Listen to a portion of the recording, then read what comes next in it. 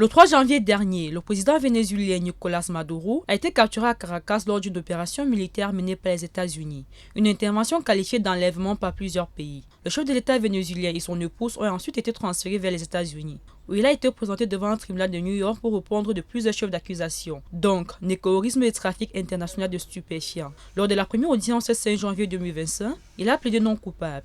Son procès a été renvoyé au 17 mars prochain. Selon Washington, le président vénézuélien aura apporté un soutien logistique au cartel de drogue, facilitant l'exportation des centaines de tonnes de cocaïne, des accusations fermement rejetées par ses soutiens. Cette arrestation a immédiatement provoqué une onde de choc diplomatique. Dans un communiqué, l'Union africaine a exprimé sa vive préoccupation, dénonçant une atteinte à la souveraineté du Venezuela.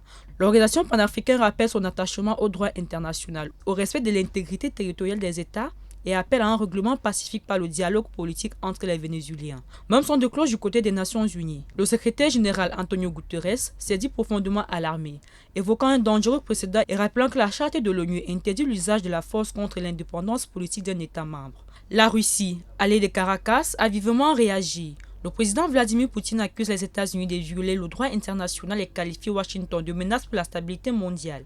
Selon Moscou, cette opération s'inscrit dans une politique d'ingérence américaine de plus en plus agressive. À l'inverse, plusieurs alliés des États-Unis estiment que l'arrestation de Nicolás Maduro constitue une avancée contre un régime qu'ils jugent autoritaire. Pour de nombreux civils, cette arrestation symbolise la fin d'années de répression, de crise économique et d'exil forcé.